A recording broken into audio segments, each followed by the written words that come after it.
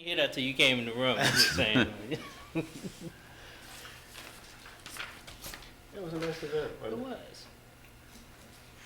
I had another event to go to. I would have had another glass of wine. You know? Did I say that out loud? It's on the record. Yeah.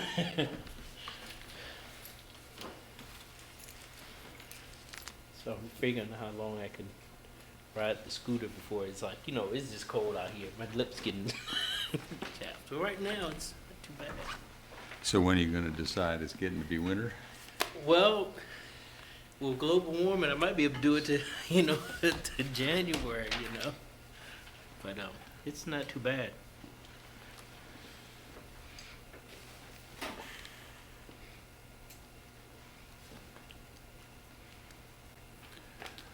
So it is 4 o'clock, and we have 4 members here, plus one appearing by video. The city manager is here. Mr. Rogers, and I see Ms. Hamill is also by video, so I think that's all of the necessary parties. So you want to, well, Mr. Mayor, we had talked about getting the council involved earlier in the budget process. We've got I'll tell you what, we got to call ourselves to order and go through the He's ready. niceties first. He's ready. You're ready to go, though, hey. Okay, so the October 17th, 2022 Charlottesville City Council meeting will come to order. Ms. Thomas, will you please call the roll? Councilor Payne, Here. Councilor Pinkston, Here. Mayor Snook, Here? Vice Mayor Wade. Here. Councilor McGill sent a notice to the mayor and clerk today requesting to participate virtually due to a medical condition that prevents her from attending in person. She will be participating from her home in Charlottesville. Is there a motion to approve Councilor McGill's remote participation? So moved. Second. Second. All in favor? Aye? Aye. Aye. Okay, motion passes. Welcome, Councilor McGill. Okay, is there a motion to approve or to amend the agenda? I move that we approve the agenda. Is there a second? Second. All in favor say aye. Aye. Any opposed? Motion passes. So this meeting, as always, will be divided into 3 main sections. The first is a work session to hear and to discuss presentations that do not require a council vote. Then we'll have a closed meeting, usually around 5:30. Then the City Council business meeting, which will begin around 6:30, with seating available in council chambers for up to 23 pre-registered attendees and media, and others will be able to join electronically by Zoom. So, first item on the agenda is to discuss the city budget development for FY 2024, and we have Mr. Rogers and Ms. Hamill. Yes, Mr. Mayor, Council, we talked last year during the budget process as we concluded about getting council involved in the process earlier, excuse me. We paid attention to that in the schedule this year. This is the first effort for us to lay out for you what the budget process will be and to discuss some of the challenges and opportunities we will have in '24. And I've asked Ms. Hamill to make that presentation for us. Chrissy? Yes, good afternoon. I'm going to share my screen.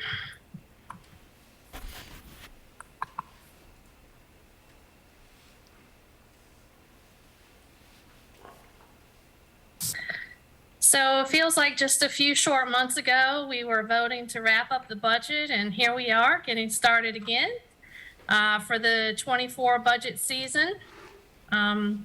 So a couple things we wanted to talk about this afternoon. One is engagement on the budget, both with council and the public. Also want to recap a few of the previous allocations that we have either made during the 23 budget cycle already, and also some of the year-end surplus allocations that we talked about at the end of the 23 budget development process. And then to give you a little bit of insights for some things to consider with the 24 budget. So a couple of key dates. We start a lot of our work sessions with this. February 15th will be the date that the real estate tax ad gets sent to the paper. So if we want to talk about changes in any of the real estate tax rates, we need to do that, and we'll talk about that before February 15th. They have to be advertised, and there has to be a public hearing, as you know. March 6th will be the date that the city manager will present the proposed operating and capital budget to city council, as well as the school board will present its budget to you on that date. March 20th will be the first public hearing on the budget and the tax rate. And April 3rd will be the second public hearing. And then on April 11th, we will officially adopt a budget. Throughout the month of March, we currently have 4 work sessions scheduled. They are March 9th, 16th, 30th, and April 6th. There's also a public meeting calendar on the budget webpage, which is linked to this PowerPoint, which I will also put on the budget webpage after we meet today. And we have penciled in a council community budget forum. There were 2 dates being discussed, but I don't think we've narrowed down a final date for those. That one was Wednesday, March 22nd, or Thursday, March 23rd. So we do need to hear from council on those if there's a preference on the date, so we confirm that up. I don't know if you all want to talk about that now or keep going, or. We're here, let's talk about it. Okay. I have a slight preference for a Thursday over a Wednesday, simply because Wednesdays I've got choir practice, but that's a slight preference. I'm fine with either of those dates. Yeah, I'm inclined for Thursday because Wednesday is C4K day for me. So Thursday works for me. How about Ms. McGill? Currently, I don't see any conflict on either date. Regretfully, I have conflicts coming up in April, but Okay. So April 23rd, pardon, March 23rd on Thursday would seem to work for all of us. Can we coalesce on that? Yep. Okay. And just one note, as we're coming out of COVID, we do currently have those scheduled to be in city space. So those work sessions will take place there this year. Okay. New this year, at the request of Mr. Rogers, we are going to provide the community with an opportunity to discuss budget matters with the city manager. This will be in advance of him presenting a proposed budget to council, and this will be held on Tuesday, January 10th at Carver at 6 o'clock. And you're going to have that without any input from us, because we should be at a planning commission meeting at that time. Community meeting. That's right. Not council. That's right. Just want to let everybody know up front. Okay. Also want to remind everyone that we do have the Budget Explorer tool online. It compares the 22 adopted budget to the 23 adopted budget. You can drill down to every department within the city, down to the line item of their budgets. This is also where you will find the quarterly reports that will be updated. So please do visit the city's budget webpage. It has a lot of information here if you have questions as we are working through the budget for 24. So moving on to the fun stuff.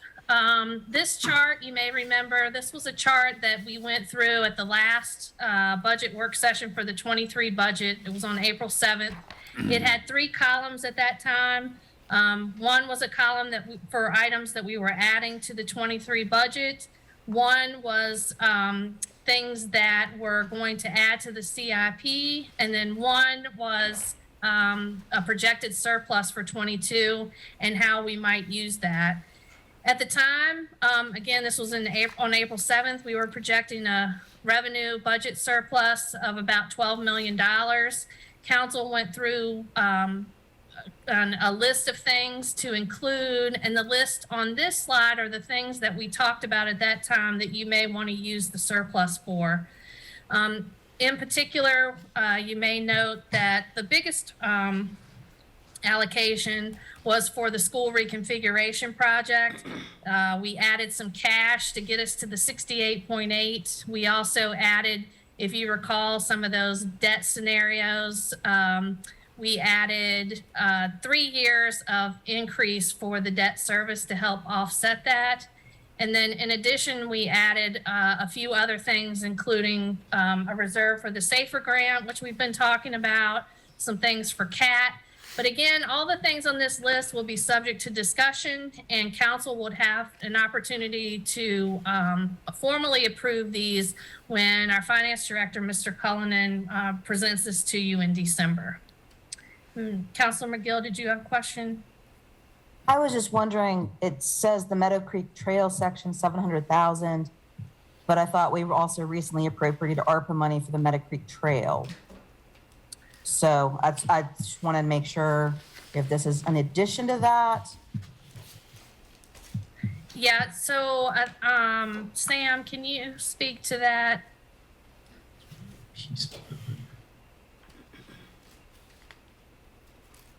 You're still muted, Sam. Oops, I'm sorry. I was just talking. Yes, the 700,000 is in addition to the 500,000 that was recently approved. That makes it a fully funded project. Reiterate, so again, none of this is written in stone yet. These were just things that you all talked about as allocations.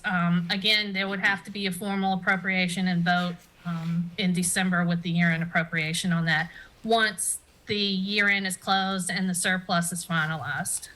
Just to follow up on that last matter, Mr. Sanders, do we have any idea when, assuming the $700,000 is in fact appropriated in December, when that trail might be built? Yeah, we actually have a meeting scheduled for this Thursday, so I'll be able to give you a very good answer on Friday, but we are moving forward. The goal is to have the trail constructed next year. Great. Entirely. Great. I know the folks over there have been waiting a long time and be happy for it. And if it could be done before the beginning of the next school year, that might be helpful, because we are hoping that this trail will be used by kids walking from Mickey Drive to Greenbrier School. Thank you. Any other questions on this slide? Okay, moving right along. As you know, we've been talking, it's October, but we've had several issues that have come up, budgetary issues that we've been able to address so far using one-time dollars that will now become part of our base budget. And those things are on this list. For example, we've added a few positions to the fire department. We added more funding to facilities repair and the equipment replacement fund that were cut due to savings that we needed because of COVID. We've added some staffing to human resources and human rights department. We increased pay for bus drivers, as you know. And so I have the facilities repair and the equipment replacement numbers in red, because those are funding amounts that are at our discretion. They don't necessarily have to be written in stone. The other dollars are in black because they are staffing related expenditures that are more or less written in stone at this point. The SAFER grant, as you saw, it was on the previous list. We know that once that comes 100% online, the cost of that is a little over $2 million that we'll need to absorb in the budget. In 24, we picked that up in March, or towards the end of March. So there are about 3 months that we have to pay for in 24 that will become part of the base budget in 24. So all of these together total about $3.5 million that the expenditure budget will be increased as we start this process. So I wanted to talk a little bit about what we're seeing now. And in your packet for later tonight, you have the monthly quarterly report. And I want to be clear that on the right-hand side of the screen, this is the projection for FY23 revenue. We are still seeing strong performance with sales and transient, lodging tax, and meals tax. As you know, you voted to do away with the vehicle license fee. Interest is performing well right now. And so all this to say, at this point, as of September 30th, we are currently projecting that our revenues will come in above our current budget at about $4 million. That represents just under 2% of our total budget for the general fund. So all that's strong. We anticipate moving into 24 that's a very good indicator of what the 24 budget will look like. As you recall, we had from 22 to 23, we were very fortunate to have a great or sizable revenue increase, both from COVID recovery as well as real estate assessments that were high. In general, our average growth from year to year is usually somewhere in the 2 to 4%. And if there is such a thing as normal, that's sort of what we are looking at for 24. We do anticipate a growth rate that is somewhere in this 2 to 4% range, which would put us roughly at $4 to $8 million of new revenue. There are a lot of unknowns at this point, and this is really early projection as we're only in the first quarter. There are the looming conversations about inflation. If you read a lot of the listserv things from a lot of the financial groups, you'll read that people are talking about being cautious, thinking about reserves.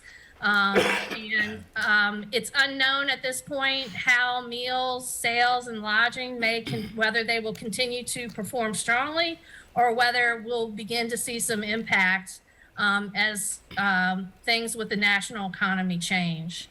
In addition, real estate tax, at this point with the unknown of the interest rates, although they are continuing to climb, it is still kind of anybody's guess what the impact on that may be in terms of real estate values come January. So we are watching all of these very closely. The revenue team continues to meet monthly. And again, right now, based on what we know for 24, as of this moment, we're looking about $4 million of additional revenue for 24. Did I hear a question somewhere? Okay. Want to move on to a few other items that we'd like to get council's thinking about and perhaps get some input. One of those being the Vibrant Community Funds. As you know, over the last few years, we have typically budgeted about $2.5 million in the general fund for vibrant community funding.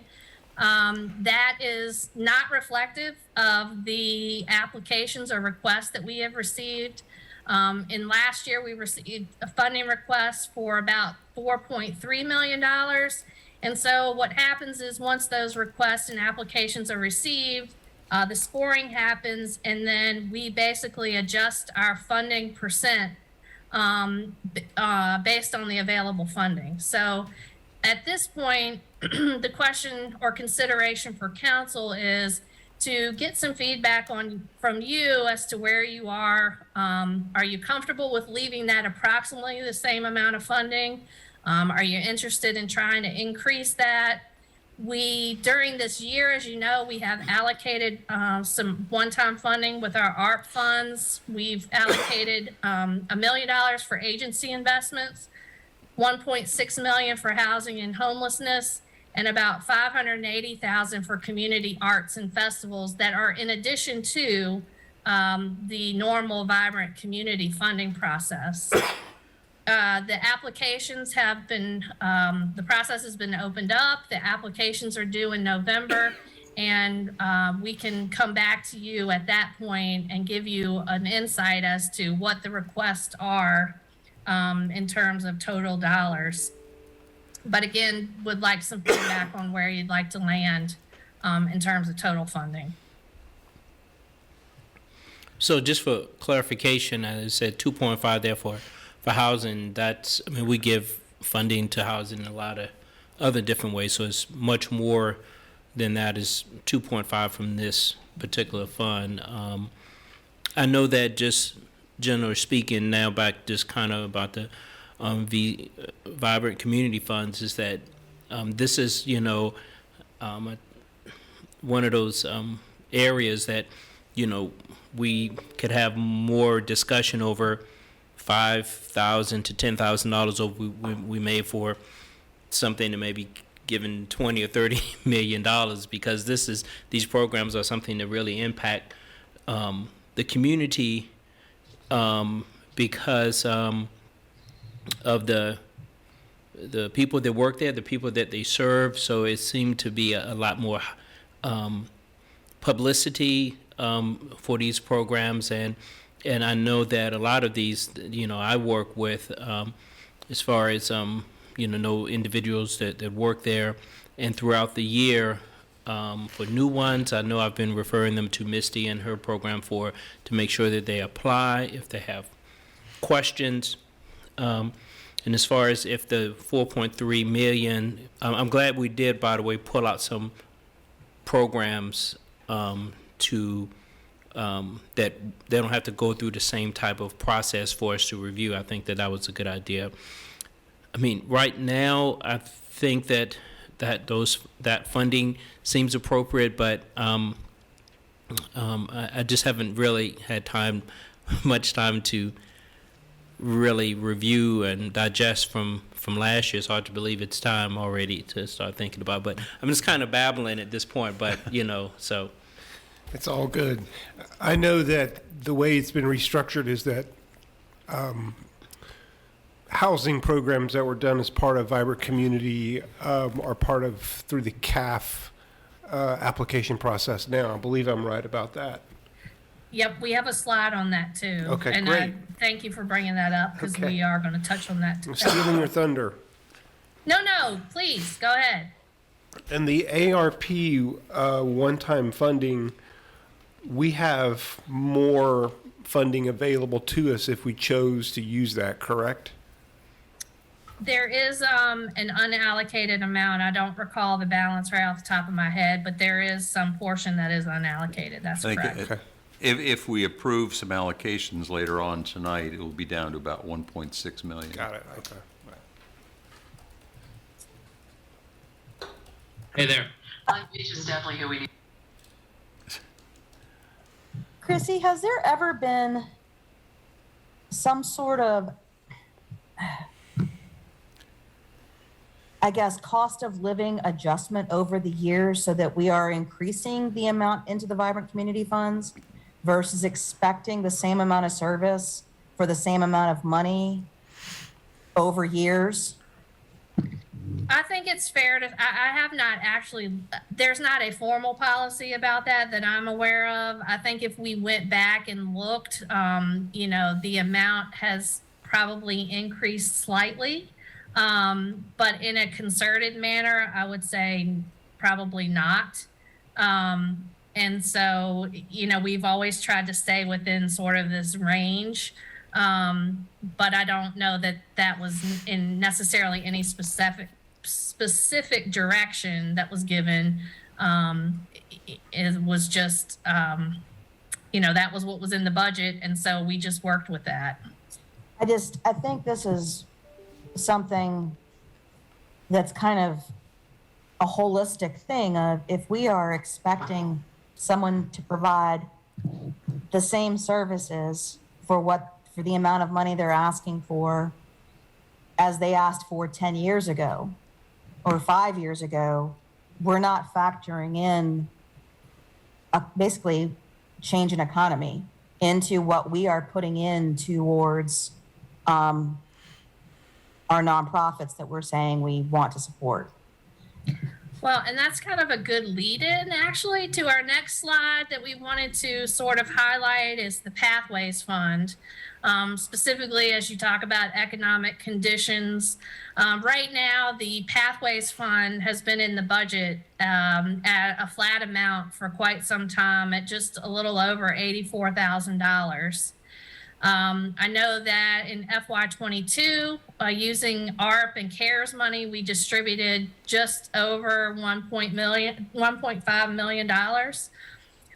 For the first quarter of 23, we've already distributed $426,000. And so if we annualize that at the same rate, we're looking at about $1.2 million. So again, that's a big jump.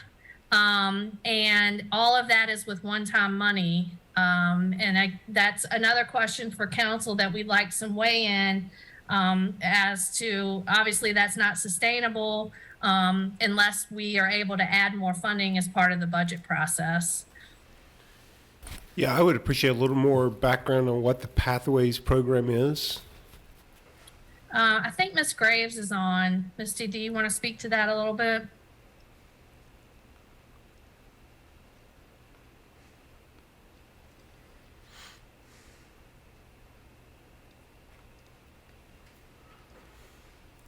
Or maybe she's not. I don't see, but it, I mean, in Ms. from my Marshall, do you want to speak to it? Yes, Ashley. Oh, there she is. Here I am. Hi. Sorry. I was in the participant area. Someone had to rescue me and move me over. Pathway is the funding that goes to support the community resource hotline.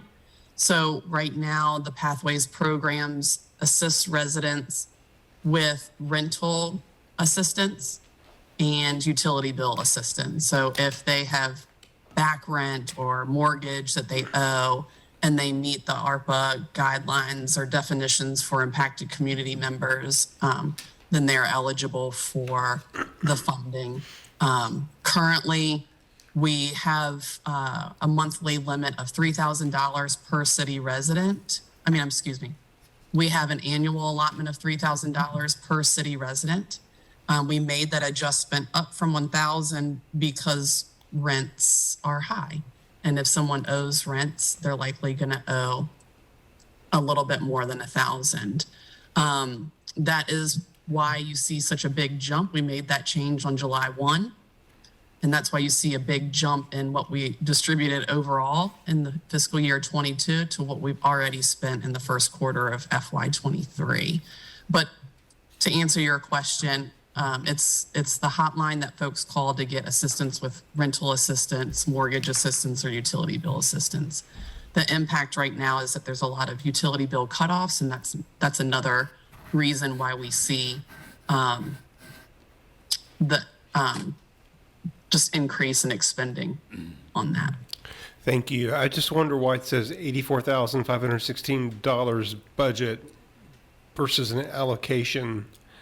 I don't understand the slide. I'm sorry. I understand That's okay. That's my what fault. Pathways is for now, but Yeah, so the 84,516 is what has been in the city budget. That is, if you went to the city budget book and you looked up Pathways Fund or Emergency Assistance Fund, that's what you're going to see is in the budget. What we have allocated, the difference between the 1.5 million for 22 and the 84,000 has all been allocated using one-time ARP or CARES money. I see. Same for 23. Anything over the 84,000 is one-time money. I see. Thank you. And the 84,000 has been the figure for FY20, FY21, FY20. That's one that has been fairly constant.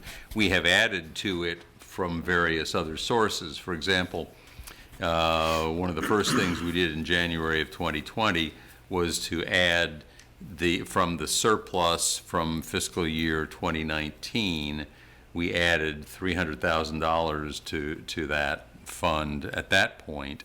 Was that one time or? It was a one time, but then we had another one-time expenditure out of, I guess, CARES Act funds, and then another one-time expenditure out of ARP funds or something like that. That's correct. So I guess the point of this is at some point we're going to have to think beyond these grants that we're getting and what we really want to fund this going forward, what sort of level of support we want to put in. Yep. Well, and 84,000 has been shown even pre-COVID wasn't enough, Yeah. even remotely enough. And it hasn't, and it's been funded at the end of the year for surplus more than I think even this council's sitting. And that we might want to look at a little bit more realistic number. Did you If- have some? I'm If sorry. we've tripled, if the allotment has tripled for the year, then at base, we should be tripling this budget. And I think part of what, and I agree, it needs to be higher, probably higher by some substantial amount, at least compared to the existing need. But I'd be very curious to see just historical data on the drawdown rates and the gap between what's been requested and what was available. Because even in this fiscal year's allocation, I know that there's some concerns even that this current allocation won't be sufficient. And just anecdotally, I probably have about 1 or 2 people a week who reach out to me who are facing eviction, and this is currently the only resource that exists at a local, state, or federal level to provide them any assistance. So we're obviously still dealing with the rise in evictions post the pandemic protections and state and federal financial assistance programs having ended. So it'll just be very critical to fund. Otherwise, we're going to be looking at, people who become homeless as a result. So I heard Cena say tripling. So are we considering like 250? Well, I guess it would depend on what we think in terms of access to further grants are. If there's no access going forward to those additional funds, then maybe we make it 500,000. And you don't have to decide tonight. I think we were just, trying to get some input from council. I think we know now we need to look at some increases, and we can certainly do the research on that and figure out what that might look like going forward. But I think we hear you that we want to make a substantial increase in this funding. Okay, thank Is you. that fair? I think so. Yeah. Should we move on, or do you Sure. guys want to I talk think about this so, more? yeah. Okay. As you noted on earlier, we are pulling the housing fund request out of the VCF process, or Vibrant Community Funding process. They will be going as part of the CAF process. A notice of funding available was put out publicly, so we will be requesting proposals at some point soon in the future. And there are now 4 different pots of money for housing initiatives. This is part of a deliverable and a redesign from the HRNA report that you received late last year.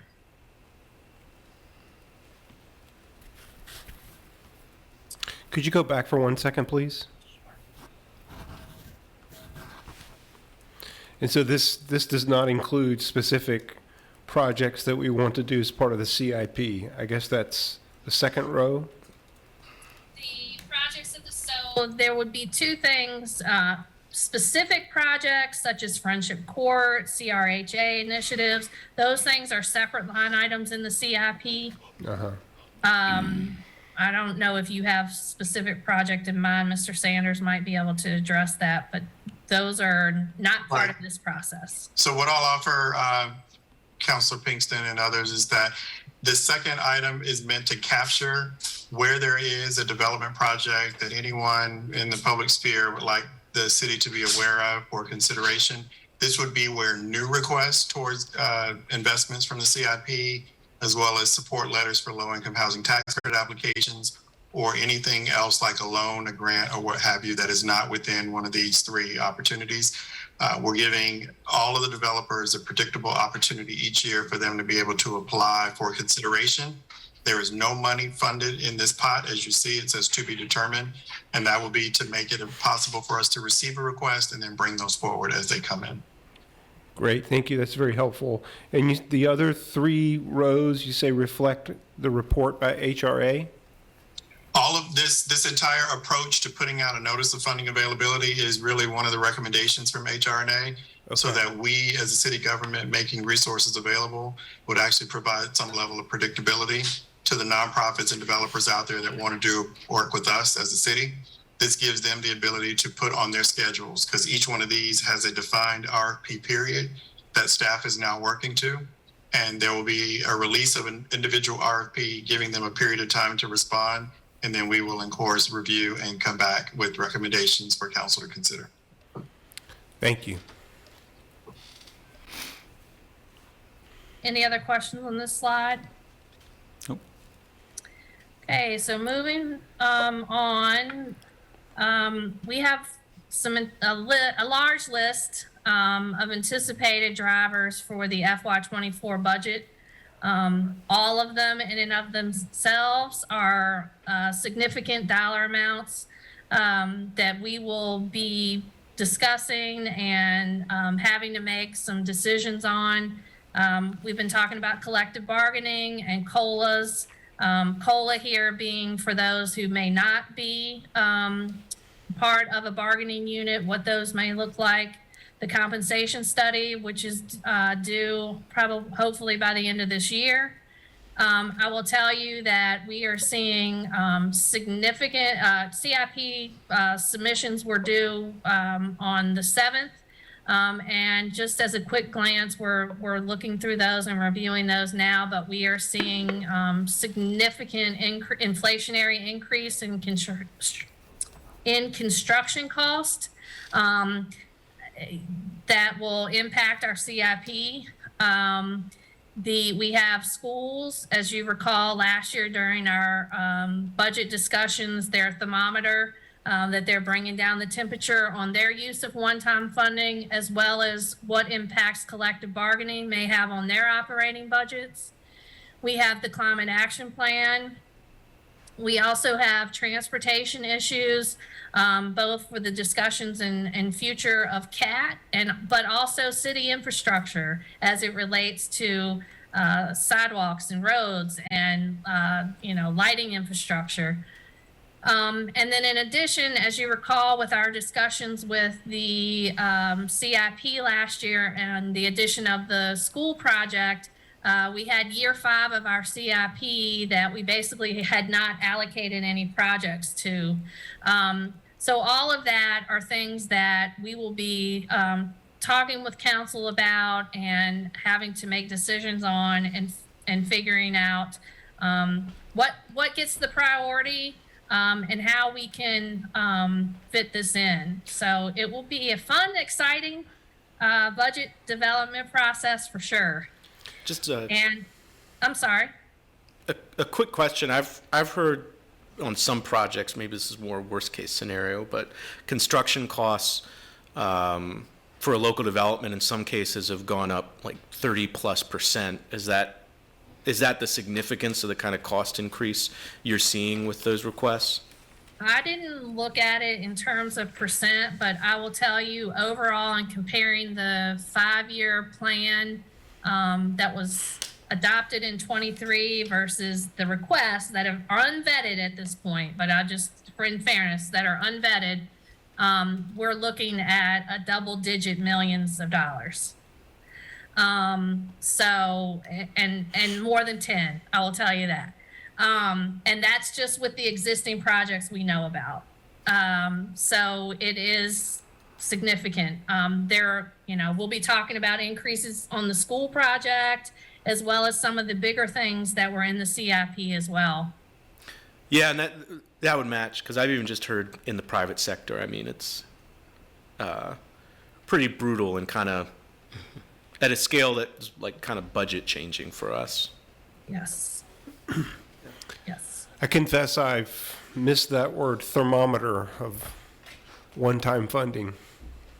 So if been you a recall, while. Ms. Powell made a presentation, when she made her presentation to the school board and also to council last year. She had a thermometer where she talked about their use of one-time funding to balance their operating budget and how they were hot on one-time funding and they were bringing that down to cool that off to Yeah. eventually get away from that. If you recall, during COVID from 21 to 22, the city level funded the school's contribution because they had CARES money and they were able to use those dollars. And so even though we level funded them, their budget still went up and they used that increase, they used one-time money for that. And then from 22 to 23, we made up some of that, but they also were able to use some additional one-time money, a lot less than before. And so we've been gradually trying to buy that down so that the local contribution is now back, at some point needs to get back to a level because the one-time money is going to run out. And so it was just something that she used to kind of as a visual to help talk about that. And so that's the thermometer. Yeah, I remember that, and thank you. I just forgot we were still going to have to deal with that thermometer. So, If it followed me from school board to council, but yeah, it was it's very contagious. visual. Yeah, it's a fever or something. Yeah, and I'll be interested to get some sort of update at some point about Buford, the budget for that. So I think that Mr. Sanders is going to try to get us an update in our 221s. Get us an update at some point. And one other question. So in terms of the timeline for the compensation study, what's the timeline of when we would expect basically to be completed and kind of have the report that has the recommendations of the changes that are needed? We're still on track to complete it at the end of the year. I would suspect that we will get after we get the comparatives that are going out this week to other jurisdictions, that Gallagher will have something in our hands early December for us to begin to review, and it'll probably be January before we are able to roll something out to council and tell you what we think the implications of the study are. Yeah, because past couple of budget cycles, if I remember, it was a very ballpark number, but it was estimated that could easily be like a $10 million expenditure for the city if you were to fully do what it's likely to recommend. I would be surprised if it's that high. That would be extraordinary and would really put us at a tough spot. But it's going to be much more than we would normally pay and spend in compensation. So it's going to be an increase. Yeah. Maybe I missed. Maybe that was like all our recurring expenditures that weren't baked into our budget or something. But Yeah. either way, Yeah, I looked at a compensation study for a comparable city, and the number I saw was about $6 million for that community that is pretty comparable to us. So that's how I've been, plus or minus somewhere around that. right? Okay. Yep, so I just popped back to this slide because I don't want to overdo it on the negative Nilly, but I do just want to add some perspective that, if we are close to what we are projecting our growth to be, again, I just want to reiterate, we're thinking we're somewhere in the 2 to 4% range, which would give us $4 to $8 million. And, from the previous slide, we know that 3.2, we've give or take, depending on what we decided with facilities repair, equipment replacement, we've already added some and accounted for some of that. And so all this to say is there are a lot of decisions and a lot of conversations that we need to have. And, we need to talk about what council's priorities are in terms of, how you want us to address these items. And that's really all we have for this presentation. Happy to answer any questions or take any other feedback that you'd like to share.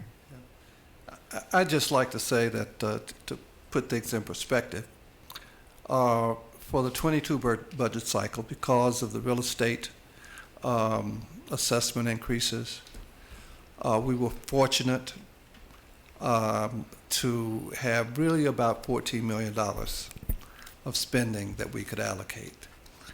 And council did some great work in making investments in the organization and in the community and on some very key projects.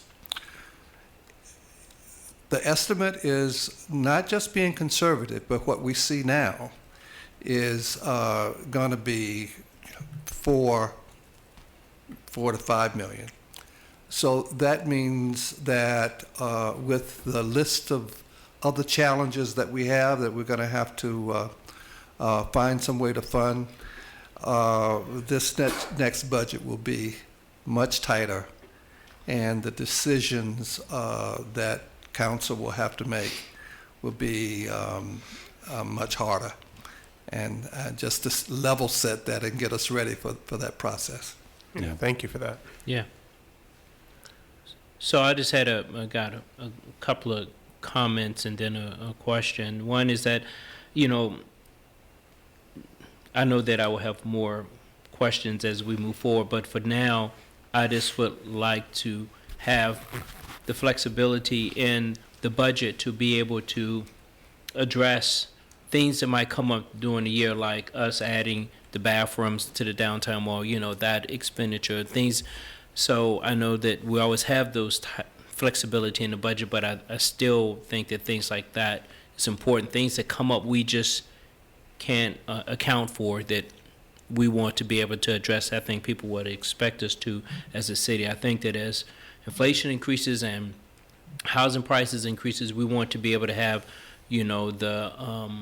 the flexibility or the funding in programs like the pathway funding to program to be able to address citizens that come to us in need. And I know we won't be able to serve them all, but if we're able to set aside at the beginning of the year, said we've allocated that, and even if it's something where for each month they set aside an amount, so it'd be something for the whole year, then maybe that's an approach. And I think my last kind of question maybe to Christy and Chris is like, what at this point, anything about the budget that could potentially keep you up at night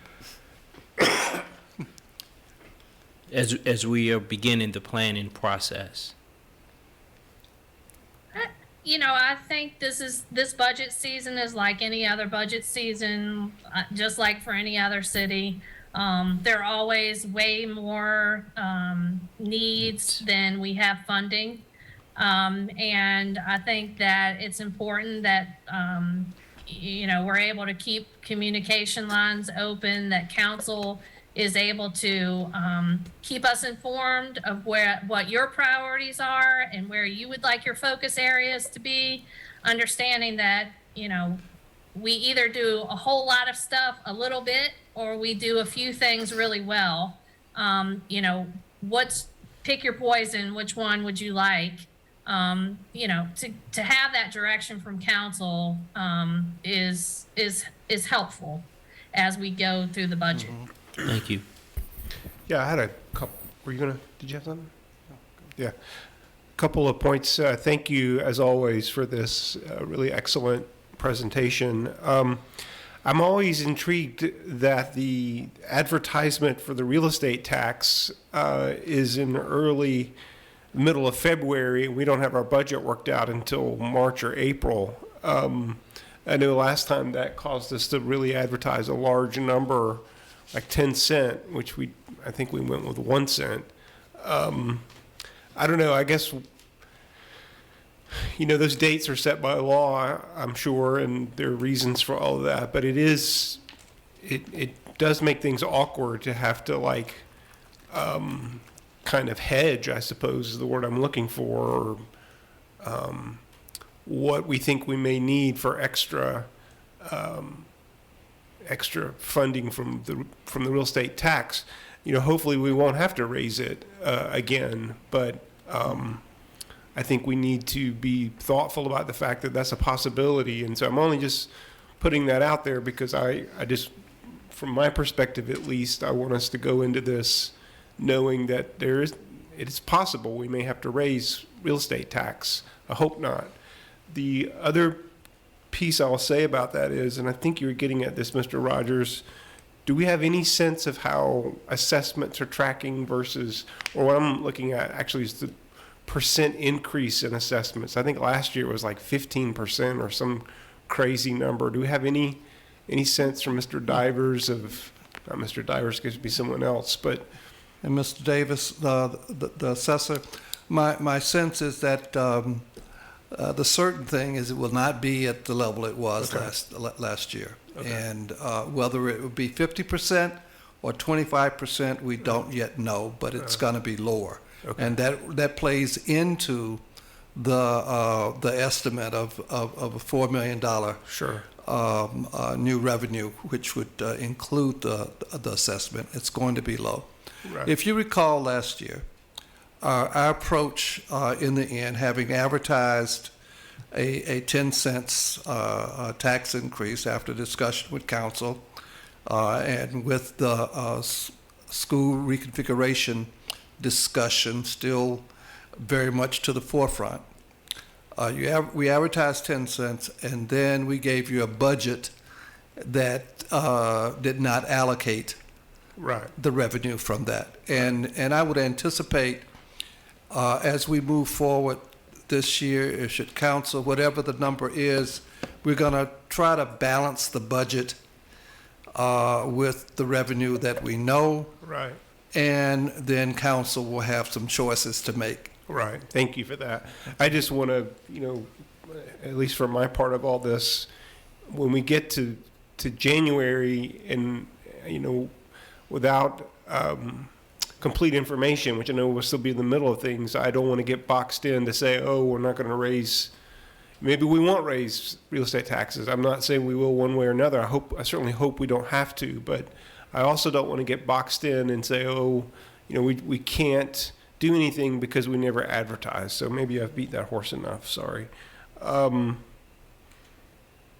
Yeah, I would be interested, I guess, just as soon as the school board has information for us, and that's one of our largest expenditures. So both in terms of that large capital project and their operations, I don't recall the actual cadence of when that is supposed to come to us, but I would hope sooner the better. And it doesn't have to be completely set in stone, but I would certainly appreciate that from the school board. Yeah, and then, for me, the thing I'll be looking for mostly in this next budget, last year for me, the focus was on that large school project. This year, the focus for me is going to be on staffing. We did a lot of that last year too, but I really think that the organizational capacity of this organization is getting better, but we need to continue to invest in filling those positions and realizing that this is a hard place to live, it's an expensive place to live. So that's really going to be high on my list. Yeah, and to answer your question about the school project, we will be having a work session with the Planning Commission mid-November and then the public hearing late November on the CIP. So you'll have pretty firmed up numbers on that school project by the end of November. Okay, thank you. And then I guess we have a meeting with the school board in February before the budget is actually coming from the city manager. Yes. At which we meet with the school board, and the school board, I mean, we basically start the process of hashing out a final request from them. Yeah, I just think the earlier we get information, and if there's like really large philosophical questions, like when I started this past year, I was surprised at the amount of sort of hesitancy about that large project. If there are things that are sort of out there that aren't really being discussed, that you think, hey, we really need to, this could be a barrier or a snafu or whatever later on, and you feel like, it'd be good for us to start talking with people on the school board, and maybe I should just do that now, call them up. I think the earlier the better, so enough said. Okay. I guess a few thoughts is, one, this context is why I was, kind of riding so hard on some of our previous ARPA allocations and decision on eliminating one of our taxes. Because that means some of this stuff on this list, those are also those decisions, realistically just won't get funded. That is what it is, but the point is, we've still got a little bit of ARPA money left unallocated. We have some that's allocated sort of broad buckets. I think we just need to be really strategic in allocating the rest of that money, just recognizing this budget cycle, there's going to be a list of 20 things that are all very important and legitimate, but how are we going to prioritize what makes it to the top this budget cycle? To me, that seems like it's just going to be the biggest challenge, is how do we think through, what do we prioritize? To me, some of the top things is I do think it's critical that we maintain our commitment to the affordable housing projects that we've already invested significantly in and that are already underway. I think there would be some pretty enormous consequences if we're not able to fund those projects anymore, and they basically just have to stop halfway. Likewise, I would agree with Councilor Pinkston. I think the investments in staff capacity are going to be a big priority that I'm thinking about, particularly when it comes to climate and some of the infrastructure projects we've already invested in that we know we don't really have the staff capacity to implement. Along with that, figuring out how we're going to fund the compensation study, which is going to be critical to ensuring that, even if we put out a job, description and accept applications, if our pay is not competitive, no one will apply.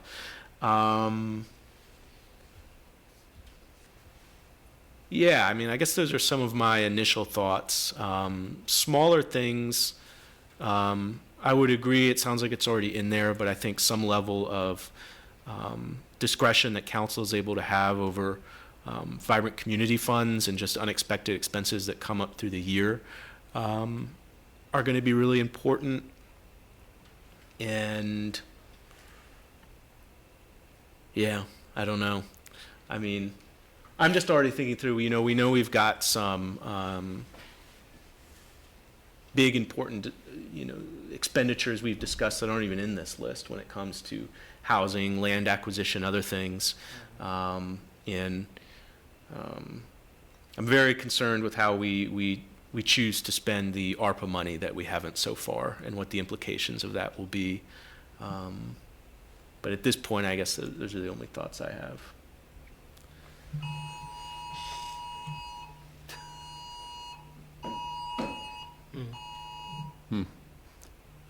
Okay, the only thought that I would add at this point is that I've been telling folks for the last 6 months that this coming budget is going to be dominated more than anything else by attention to staff salaries and personnel issues, and if that means what we need to do to rebuild the staff and to hire the 70 positions that we are now down.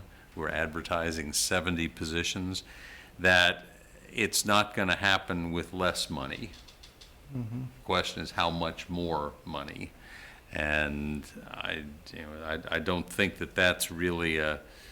I mean, if we end up saving money out of it, it's only going to be because we haven't been able to hire the people that we need, and I don't want to be saving money for that reason. Right. So, I don't know. Let's see how the wage and comp study comes in December, and what changes we have to make from there. Right. Sina? Sina, got any comments for us? I mean, I think they've pretty much been echoed here. Just the class and comp study, we know I've been pretty vocal about wanting to make sure we're supporting our staff and getting our staff up to a correct, serviceable wage. I'm willing to raise taxes on this. Let's see, affordable housing, we're not going to get the deeply affordable housing unless we are making an investment with public funds. It's just, so these are areas that we need to be. And we also know with the construction increases that we know the school project that's going to affect the schools project, which we have made a pretty significant commitment to, and therefore, how are we going to manage that increase? And as I said last year, I don't think we're going to be able to make those increases without some significant tax increases.